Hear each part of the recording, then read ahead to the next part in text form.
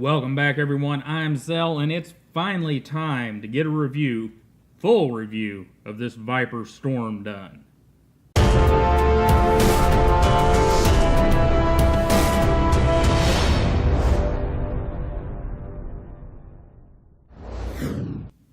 Alright guys, we've done the quick look. We've talked about the problems I had with the original Viper Storm, and we'll go over those again right quick. The first Storm I had, and I'll toss a video in here if I still got it, had initially a bit of lock stick. After using it for a couple of days, it all of a sudden had no lock stick, but a whole lot of lock rock. So I sent it back to Blade HQ, and they were out of stock, so I ordered a second one from Knife Center. Asked the kind folks over at Knife Center to make sure that it was centered up and didn't have any major issues, which they kind of did. It was not perfectly centered whenever it arrived, but if you watch the disassembly video, we took her apart, cleaned her all out, and now she's centered up.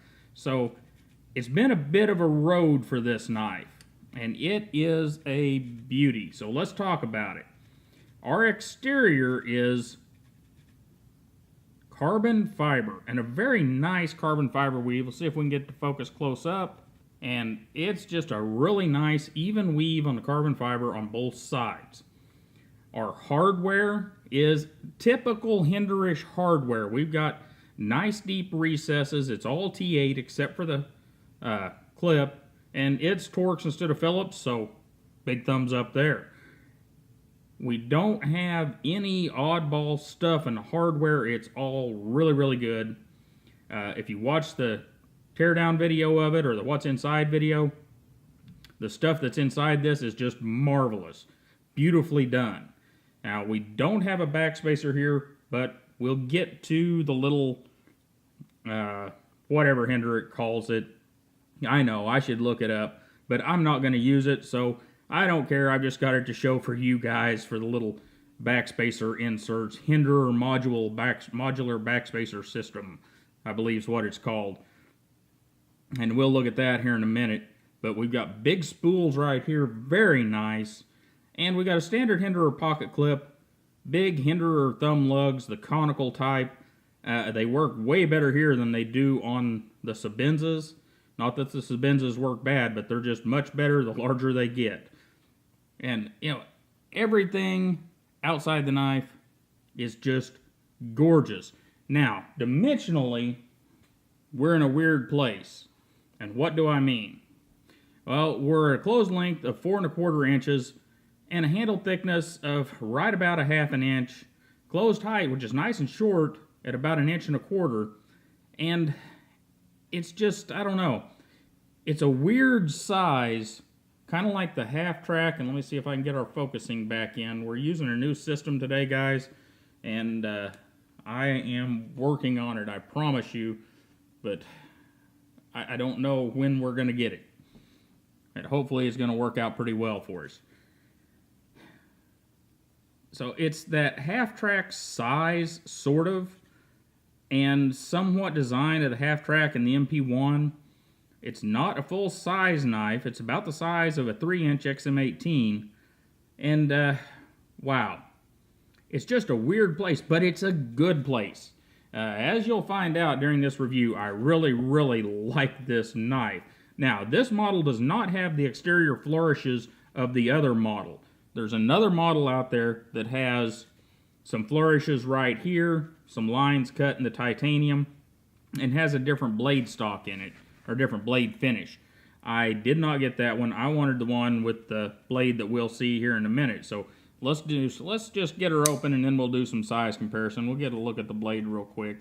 This is that stone washed, but very smooth, almost mirror-y blade finish, and I really like that.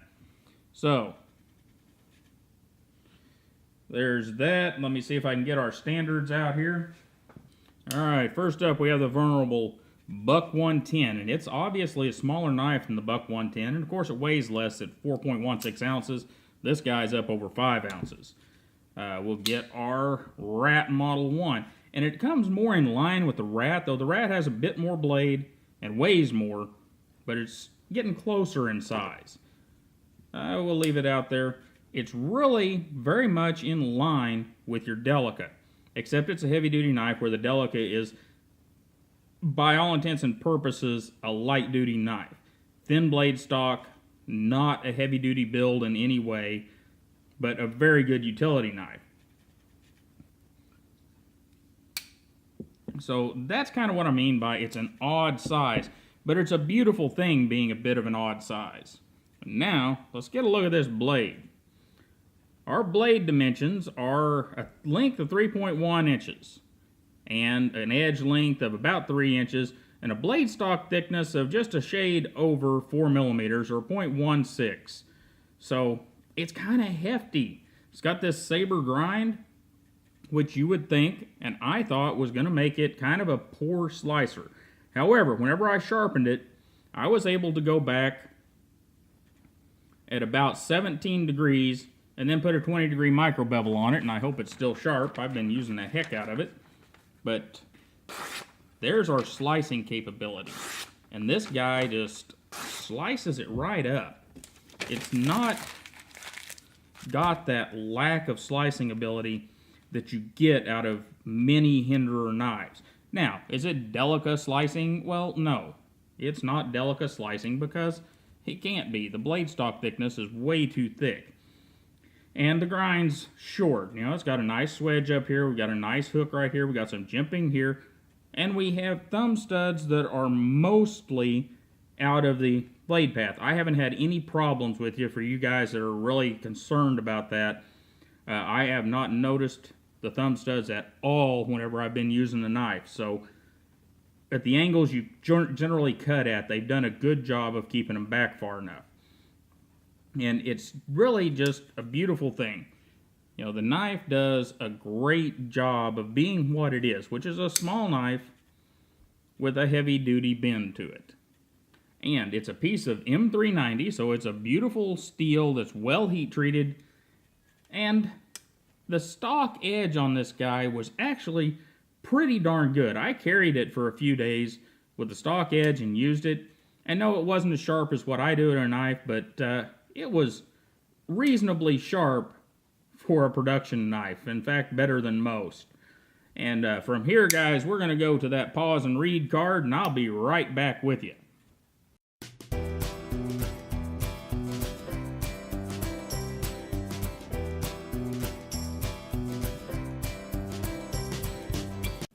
Alright, we're going to get into the mechanics of this knife. It has a standard sleeve and 2 torque screw pivot running on ceramic bearings, best I know. And the cool thing here is they've counterbored the blade. So you see that edge, or the distances you've got right here. Very, very close, very tight. And not only they counterbore the blade, they have large, much larger than normal bearings in, or not bearings, bushings in there to back up, hardened steel bushings to back up those bearings. And in those hardened steel bushings, there are races cut for the bearings to float in.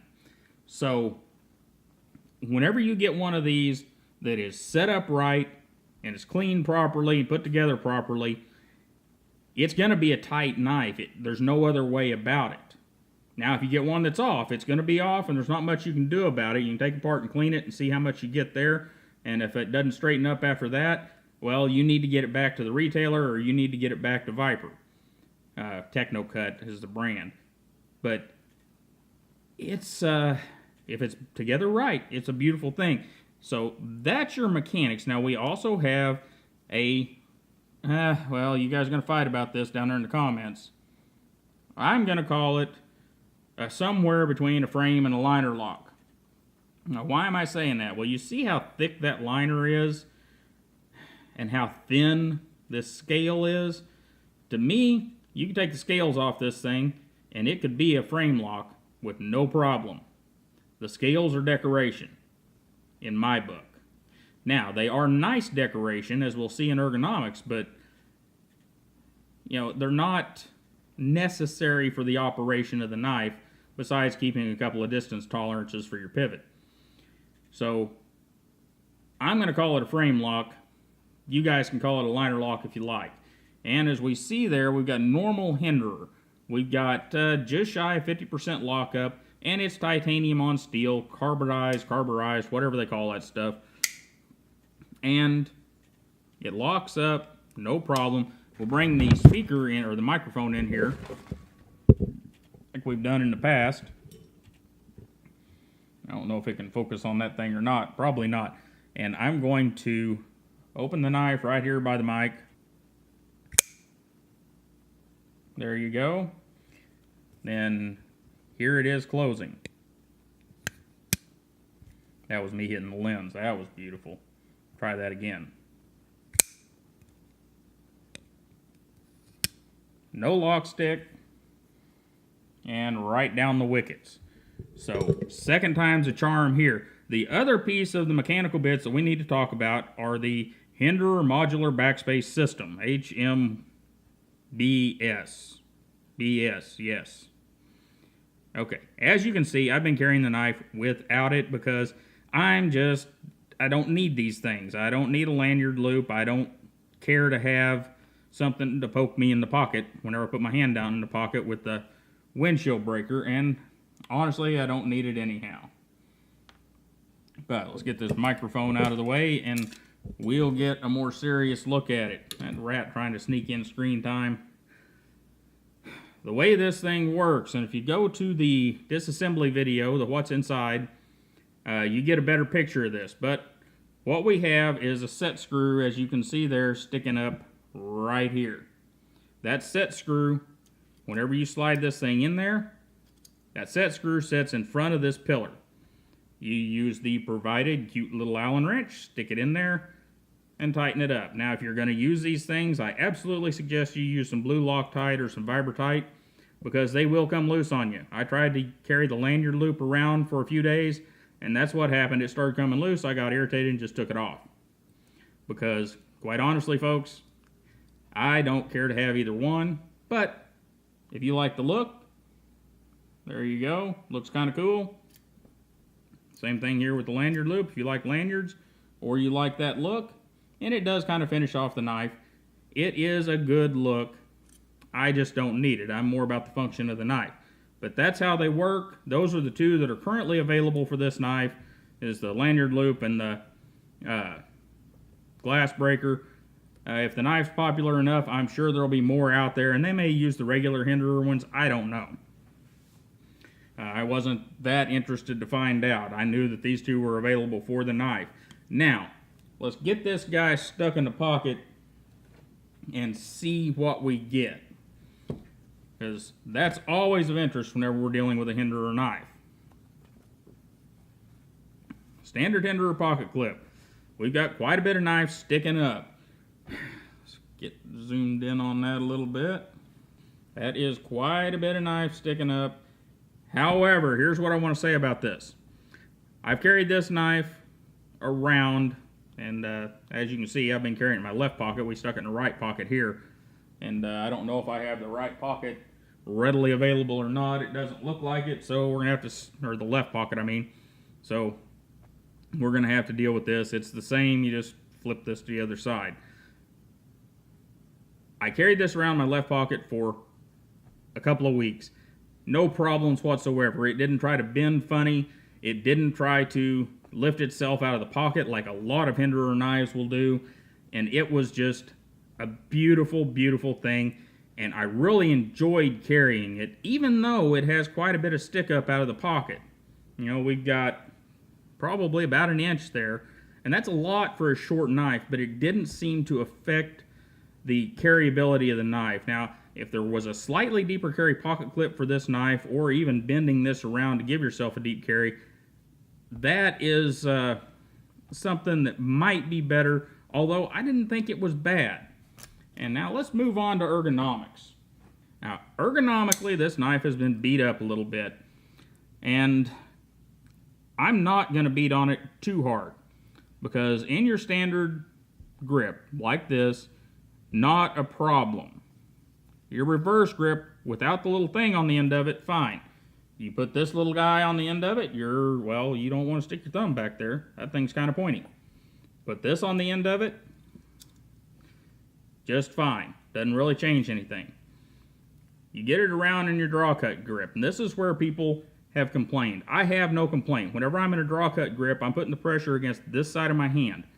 This side of the knife, nice and smooth, no swoopies, no hooks, no funny choils. Whenever I get it here, the only thing that I have a problem with on this knife is the pocket clip placement, and it's not that bad. It is slightly irritating whenever you get it in one of these other grips besides your standard grip, especially in this reverse grip. And friends, if I need to have a knife in a reverse grip, I'm not going to worry about that thing. But, you know, if that's important to you, note that. Right here in that reverse grip, it gets my hand right there. Pokes in pretty good. And now, let's give it a little bit of talk about action. The action on this knife is the best Hinderer action I have ever picked up. I have an XM18. I have handled many of the other Hinderer knives. Had some of them around here. We haven't reviewed any of them, but the XM18 I don't believe. Because besides the XM18, I'm just not thoroughly interested in most of what Hinderer does. Mostly because they're overbuilt knives in weird sizes. And this one is no different. However, this one seems to strike a chord with me and fits me really well. I think one of the things is the action.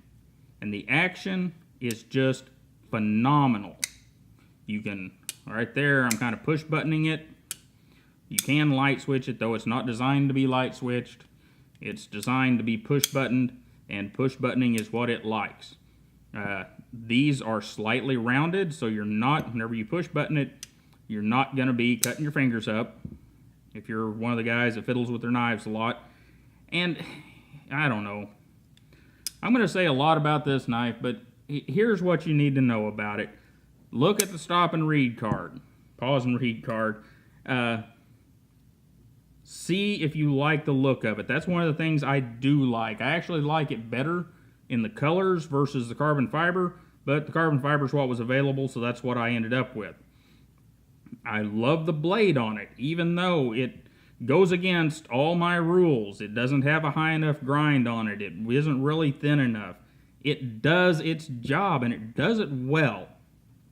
So it's one of those knives, kind of like your WE 702, that just goes against all of the rules that I've set for myself and is an outstanding example of craftsmanship that I like a lot and I'll be carrying a lot. The Viper Storm is one of those knives, as you can see it, and I said earlier, I've got it set up for left hand, and it's going to spend a lot of time in that left pocket because it's a good, reliable knife in my opinion. I put time on it, I like it, and I'll be using it. If I have any problems in the future, I will be sure to let you know, but as of now, round 2 with the Viper Storm is a beautiful, beautiful thing, and, you know, the deal is, guys, if you order yourself one, there have been reports of lock stick, there have been reports, obviously, of lock rock. Order it from somewhere where you can write in that little box, and you can be pretty well assured they're going to take that knife out and check it for you before they send it. And hopefully you get a good one. If you don't, find it quickly and get it back to the retailer and get another one on the way if you end up liking the knife. Good. Guys, that is the Viper Storm from Viper Knives, Techno Cut in Italy, and designed by Rick Hinderer.